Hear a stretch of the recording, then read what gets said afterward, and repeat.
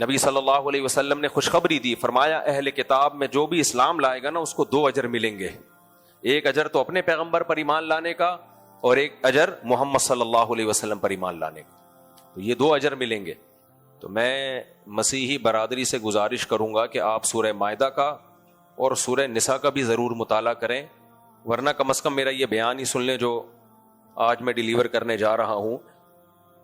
اللہ تعالیٰ نے اہل کتاب کو بہت عزت اور احترام کے ساتھ بار بار خطاب کیا ہے کہ مسیح علیہ الصلاۃ والسلام کی شان میں غلو مت کرو، جتنی حیثیت ہے اتنی ہی حیثیت رہنے دو۔ لقد کفر الذین قالوا ان اللہ هو المسیح ابن مریم، اللہ کہتے ہیں انہوں نے بھی کفر کیا جنہوں نے کہا اللہ اور مسیح ابن مریم ایک ہی ہیں، اور انہوں نے بھی کفر کیا۔ لقد کفر الذین قالوا ان اللہ ثالث ثلاثہ، کہ 3 میں کا ایک اللہ ہے، انہوں نے بھی کفر کیا۔ اور اللہ نے فرمایا جس مسیح کو تم اللہ کے برابر قرار دے رہے ہو، جس سے تم مرادیں مانگ رہے ہو، جس کو تم دعاؤں میں پکارتے ہو، ان مسیح کی اپنی تعلیمات کیا تھیں؟ وہ یہ تعلیمات نہیں تھی۔ وقال المسیح یا بنی اسرائیل اعبدوا اللہ ربی وربکم، حضرت مسیح دنیا میں آئے تھے تمہیں اللہ کی عبادت پہ لگانے کے لیے، ان کی تعلیمات یہ تھی میں اللہ کی عبادت کرو جو میرا بھی رب ہے اور تمہارا بھی رب ہے، اور تم جو یہ کہتے ہو بغیر باپ کے پیدا ہو گئے تو الوہیت ہے اس میں، ان میں معبودیت ہے، نا نا نا۔ اللہ فرماتے ہیں امہ صدیقہ، عیسیٰ ابن مریم کی ماں ایک پاکیزہ اور سچی عورت تھی وہ عورت ہی، الہ ہونے میں ان کا کوئی دخل نہیں ہے، تھی وہ ایک عورت، پاکیزہ خاتون تھیں، یہودیوں نے ان پہ الزام غلط لگایا ہے۔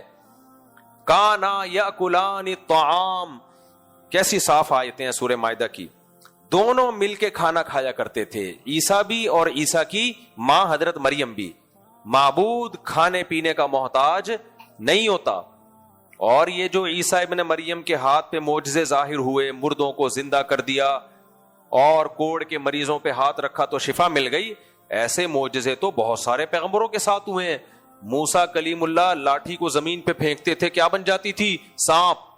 تو تم موسیٰ کو تو خدا نہیں مانتے، معبود نہیں مانتے، وجہ کیا ہے بھائی؟ اس لاٹھی کو سانپ بنانے والا کون تھا؟ اللہ تعالیٰ، یہ موسیٰ علیہ السلام کا کام نہیں تھا۔ تو عیسیٰ ابن مریم بھی جب مردے کو کہتے قم بإذن اللہ، اللہ کے حکم سے کھڑا ہو جا، تو اس میں جان عیسیٰ ابن مریم نہیں ڈالتے تھے، اس میں جان کون ڈالتا تھا؟ اللہ رب العزت۔ تو اللہ کی طاقت ہے، تو یہ سارے کام اللہ کر رہا ہے۔ عیسیٰ ابن مریم محتاج تھے، انسان تھے، قرآن کہہ رہا ہے مل مسیح ابن مریم الا رسول، مسیح ابن مریم ایک پیغمبر ہے، میسنجر آف گاڈ ہے، قد خلت من قبلہ الرسل، ان سے پہلے بھی بہت سارے پیغمبر گزر چکے ہیں، آدم گزرے، ابراہیم گزرے، اسماعیل گزرے، یعقوب گزرے، موسیٰ گزرے علیہم السلام، تم سب کو پیغمبر مانتے ہو، تو عیسیٰ ابن مریم بھی ایک پیغمبر ہیں۔ لا تغلو فی دینکم غیر الحق، دین میں جو ناحق چیز ہے اس کی ایڈیشن مت کرو۔ کتنی صاف واضح آیتیں ہیں۔ اور آگے اللہ نے پھر دھمکی دی، وَإِن لَّمْ يَنْتَهُوا عَمَّا يَقُولُونَ، اللہ کہتے ہیں اب بھی تم اگر باز نہیں آئے دنیا میں کچھ نہیں ہوتا، لیکن یاد رکھو لَيَمَسَّنَّ الَّذِينَ كَفَرُوا مِنْهُمْ عَذَابٌ أَلِيمٌ، تم اگر اسی بات پہ جو قائم رہو گے تو تم میں جو اس بات پر قائم رہیں گے ان کے لیے دردناک عذاب آخرت میں، پھر وہ جہنم کی آگ سے بچ نہیں سکتے۔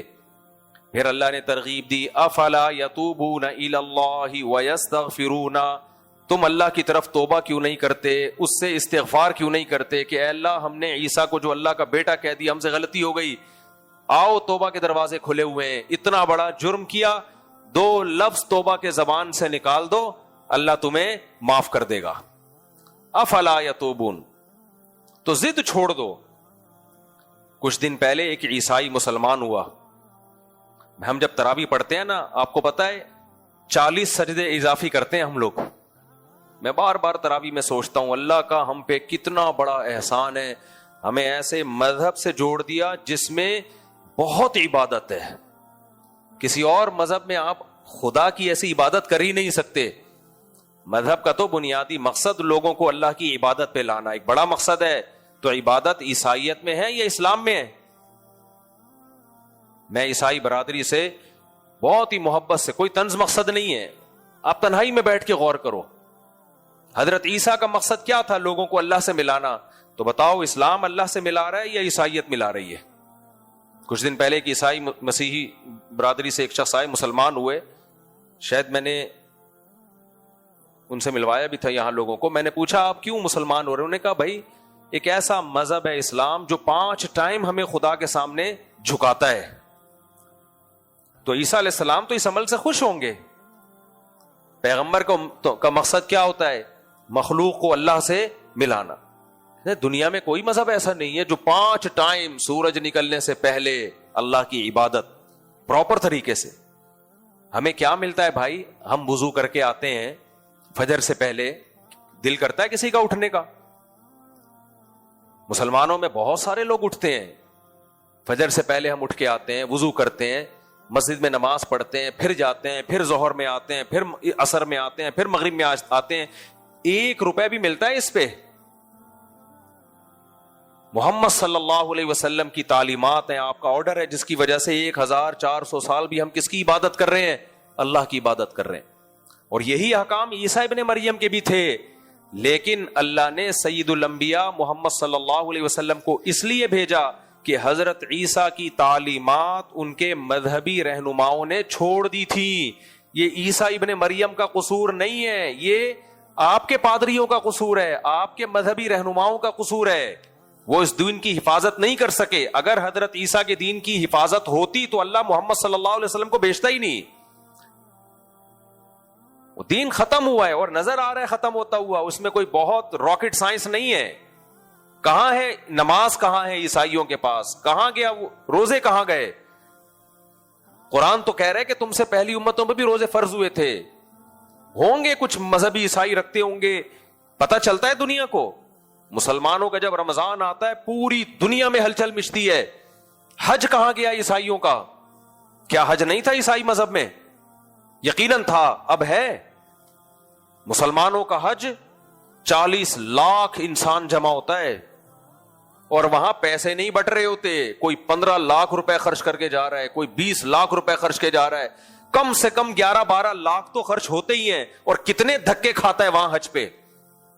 بڑے بڑے VIP لوگ، بڑے بڑے آفیسر، بادشاہ، وہ بھی ایک چادر اور 2 چادروں میں پسینوں میں گھوم رہے ہوتے ہیں وہاں بیت اللہ میں، اور صفا مروہ کی سعی کر رہے ہیں، اور کیسے دیوانہ وار پھر رہے ہوتے ہیں. کتنا ٹف کام ہے حج کرنا. کرتے کہ نہیں کرتے؟ اللہ کے گھر کی زیارت، اللہ کے گھر کا طواف. تو بھائی اسلام زندہ مذہب ہے. اس مذہب کی تعلیمات بتا رہی ہیں کہ محمد صلی اللہ علیہ وسلم کو اللہ نے بھیجا حضرت عیسیٰ کی تعلیمات کی تکمیل کے لیے، نیا مذہب دے کے نہیں بھیجا. جزیات میں تو اختلاف ہوتا ہے. جزیات کا مطلب قرآن میں یہی بتایا اللہ نے کہ اے محمد صلی اللہ علیہ وسلم، جیسے ہم نے موسیٰ کو بھیجا تورات دے کے، عیسیٰ کو بھیجا انجیل دے کے، آپ کو بھی ہم نے بھیجا قرآن دے کے، اور سب کی تعلیمات سیم ہے. سب کی تعلیمات کیا ہے؟ کوئی نیا مذہب تھوڑی لائے ہیں، وہی عیسیٰ ابن مریم کی تعلیمات ہیں جو قرآن لے کر آیا ہے. ہاں زمانے کے لحاظ سے احکام میں کچھ فرق ہوتا ہے. لِكُلٍّ جَعَلْنَا مِنْكُمْ شِرْعَةً وَمِنْهَاجًا. قرآن کہہ رہے جیسے عیسیٰ علیہ السلام آئے تو کچھ تورات میں چینجنگ ہوئی کہ نہیں ہوئی؟ موسیٰ علیہ السلام کی تعلیمات زمانے کے لحاظ سے کچھ چینج کر دیا گیا ان کو. تو حضرت عیسیٰ کے بعد محمد صلی اللہ علیہ وسلم آئے، بیسک تعلیمات ساری وہی ہیں. عیسائیت میں بھی نماز، عیسائیت میں بھی حج، عیسائیت میں بھی رمضان، عیسائیت میں بھی زکوٰۃ، اسلام میں بھی ساری چیزیں، لیکن کچھ چینجنگ زمانے کے لحاظ سے کر دی گئی اس میں. تو اس میں کون سی اچھمبے کی بات ہے؟ تو تم اسلام سے اتنی نفرت کیوں کر رہے ہو؟ اتنا اچھمبے کا مذہب کیوں سمجھ رہے ہو اس کو کہ بالکل ہی اتنی نفرت کرتے ہو؟ اور اگر تمہیں نفرت کرنی ہی ہے تو قرآن کے الفاظ دیکھو. قُلْ أَفَأُنَبِّئُكُمْ بِشَرٍّ مِّن ذَلِكُمْ. یہودیوں نے تمہیں جو نقصان پہنچایا ہے وہ مسلمانوں نے نہیں پہنچایا. تمہارے پورے مذہب میں تحریف کر دی انہوں نے، لیکن ان سے تم دوستیاں لگاتے ہو. آج عیسائیت کا اتحاد مسلمانوں کے ساتھ ہے یا اسرائیل اور یہودیت کے ساتھ ہے؟ بولو. یہودی تو حضرت مریم کو معاذ اللہ نقل کفر، ہمیں تو زبان سے نکالتے ہوئے زبان لڑکھڑاتی ہے، ہماری کانپتی ہے، وہ تو حضرت مریم کو پاکیزہ نہیں مانتے. ہم تو عیسیٰ ابن مریم کو اللہ کا مقدس پیغمبر مانتے ہیں. صرف حلال ہونا تو بہت دور کی بات، حلال سے بھی اوپر، کہ عام انسان بھی نہیں بلکہ اللہ کے برگزیدہ پیغمبر. اور یہودی کیا کہتے ہیں؟ عام انسانوں سے بھی درجہ گھٹا دیا معاذ اللہ. وہ تو زنا کی تہمت لگاتے ہیں. لیکن آپ کے تعلقات یہودیوں سے بولو بہت اچھے، جو تمہارے پیغمبر کو بھی نہیں مانتے، اور صرف مانتے نہیں ہیں، جھوٹا نہیں کہتے، معاذ اللہ بڑا الزام لگاتے ہیں، معاذ اللہ نقل کفر ولد الزنا کہتے ہیں. سیدہ مریم کو پاکیزہ نہیں مانتے، تہمت لگاتے ہیں بدکاری کی، زنا کی.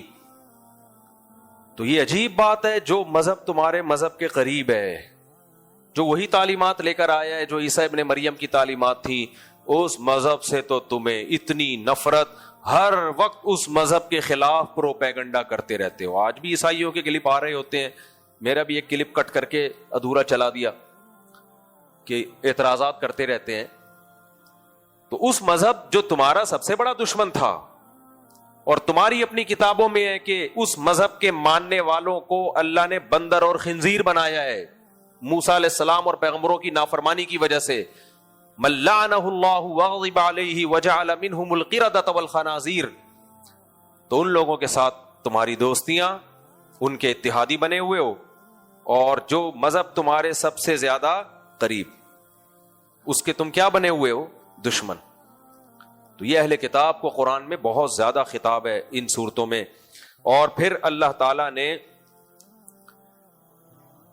اس صورت میں کچھ اور احکام بھی دیے مسلمانوں کو، وہ بھی میں پڑھ کے سنا دیتا ہوں. تو یہ عیسائیت والا باب تو سمجھ میں آیا نا. نبی صلی اللہ علیہ وسلم نے خوشخبری دی، فرمایا اہل کتاب میں جو بھی اسلام لائے گا نا، اس کو 2 اجر ملیں گے. ایک اجر تو اپنے پیغمبر پر ایمان لانے کا، اور ایک اجر محمد صلی اللہ علیہ وسلم پر ایمان لانے کا. تو یہ 2 اجر ملیں گے. تو آج جیسے میں نے کل کے بیان میں یہ بات کہی تھی کہ مسلمانوں کی تعلیمات میں آج بھی آپ کو عیسیٰ علیہ الصلوۃ والسلام کا اثر زیادہ نظر آئے گا. ہم زیادہ حضرت عیسیٰ کو فالو کرتے ہیں بھائی. داڑھیوں کا ریشو مسلمانوں میں زیادہ، زنا کا ریشو مسلمانوں میں کم، عیسائیوں میں زیادہ. فیملی ویلیوز پہ تمام آسمانی مذاہب جو ہیں فیملی ویلیوز کو زیادہ اہمیت دیتے ہیں. تو خاندانی نظام کس کا زیادہ مضبوط ہے؟ مسلمانوں کا زیادہ مضبوط ہے. پوری دنیا میں ایک ہلچل مل جاتی ہے، گروتھ ریشو ہمارا زیادہ ہے. تو ساری تعلیمات تو بھائی ہم لوگ عمل کر رہے ہیں یار، حضرت عیسیٰ ابن مریم کی. تو آپ کیسے کہہ سکتے ہو؟ اب عیسائی جو رہنما ہیں ان کا کام کیا رہ گیا ہے؟ ایک بات کر کے بس میں آگے چلتا ہوں. جس مذہب کے مذہبی اسکالر جن چڑیل بھوت بھگانے کے لیے اور غیب کی باتیں بتانے کے لیے بیٹھ جائے نا، سمجھو اس مذہب کا بیڑا غرق ہو گیا. اب اس کے پاس کچھ بچا ہے ہی نہیں. جیسے ہمارے ہاں روحانی لوگ ہوتے ہیں، جن آ گیا، چڑیل آ گئی، فلانے نے جادو کر دیا، روحانی عاملوں کا یہ کام رہ گیا ہے. یہ وہ لوگ ہوتے ہیں جو مدرسوں میں پڑھے نہیں ہوتے، علم حاصل نہیں کیا ہوتا، لہذا ان کو حلال و حرام کا علم تو آتا نہیں ہے. تو یہ تعویذ، گنڈے، جن، چڑیل، بھوت، یہ سب چیزوں میں لگے ہوئے ہوتے ہیں. مذہب کا کام کیا ہوتا ہے؟ مذہب کا کام یہ بتانا ہوتا ہے یہ کام خدا کی نظر میں برا ہے اور یہ کام خدا کی نظر میں اچھا ہے. ہر اسٹیٹ کا ایک لا ہوتا ہے کہ نہیں ہوتا؟ ہوتا ہے کہ نہیں ہوتا؟ تو ایسے ہی آسمانی مذہب کا بھی ایک لا ہوتا ہے. اسٹیٹ کا الگ ہوتا ہے، آسمانی مذاہب کا الگ. تو اللہ ہم سے مطالبہ کرتے ہیں کہ جو آسمانی مذاہب کا لا ہے، اسٹیٹ کا بھی وہی لا ہونا چاہیے. یہ زمین پہ نافذ ہونے کے لیے آیا ہے. مسلمانوں کے پاس تو پورا ایک لا ہے، تبھی ہم حکومت سے مطالبہ کرتے ہیں بھائی اسلامی نظام لے کر آؤ. بہت حد تک بہت سی چیزیں اسلامی ہیں بھی، جو غیر اسلامی ہیں ان کو ختم کرو. سعودی عرب میں بہت زیادہ اسلامی چیزیں ہیں، کچھ غیر اسلامی ہیں، بھائی ان کو بھی ختم کرو، پوری اسلامی لے کر آؤ. یہی سب چلتا ہے نا. لیکن عیسائیت کے پاس کوئی نظام ہی نہیں ہے جس کا وہ دعویٰ کریں کہ یہ عیسائی نظام ہے، اس کو نافذ کرو. ہے ہی نہیں. اس کی سب سے بڑی دلیل یہ کہ مفتی کا لفظ آپ کو مسلم اسکالرز میں ملے گا، ہندوؤں میں، سکھوں میں، یہودیوں میں اور عیسائیوں میں یہ لفظ نہیں ملے گا. ان کے ہاں جائز ناجائز بتانے والے مفتی نہیں ہوتے. ایک آسان سی مثال دیتا ہوں کہ آپ نے اگر اللہ نہ کرے طلاق دے دی، آپ مفتی کے پاس آؤ گے کہ یہ ہو گئی ہے کہ نہیں ہو گئی ہے اکارڈنگ ٹو قرآن اور سننا. کورٹ سے اگر آپ لے بھی لوگے نا تو پھر بھی مفتیوں سے پوچھتے ہیں کہ بھائی کورٹ نے تو کر دی ہے، کیا شریعت کے مطابق بھی ہے یا نہیں ہے؟ لیکن عیسائی یہ کام نہیں کرتے. کیوں؟ ان کے پتہ ہی نہیں کہ شریعت میں ڈیورس کیسے ہوتی ہے اور شریعت میں وراثت کے کیا مسائل ہیں. شریعت میں خرید اسلامک بینکنگ کا نام سنا ہوگا نا آپ نے، عیسائی بینکنگ سنی کبھی آپ نے؟ سنی آپ نے؟ ہر چیز میں اس کا آلٹرنیٹ اسلام کے پاس ہے، ہر چیز میں. تبھی لوگ یورپ امریکہ سے ہمیں فون کرتے ہیں، وہ صاحب یہاں کی کورٹ کا یہ قانون ہے، اسلام کیا کہتا ہے اس بارے میں؟ کہتے ہیں نا. تو مفتی کسے کہتے ہیں؟ جو اسلامک لا کو پڑھتا ہے. آپ مجھے کوئی عیسائیت میں ایسا لا دکھا دو. ہمارا لا کہاں سے شروع ہوتا ہے؟ کتاب الوضو سے. جو مسلم اسکالرز نے جو قرآن و سنت کو سامنے رکھ کے لا کی کتابیں مرتب کی ہیں، 4 اسکالر گزرے ہیں نا سب سے مشہور، امام ابو حنیفہ، امام مالک، امام شافعی اور امام احمد بن حنبل. جب اسلام دنیا میں پھیلا، خلافتیں قائم ہوئی تو ریٹن فارم میں اسلامک لا کی ضرورت تھی.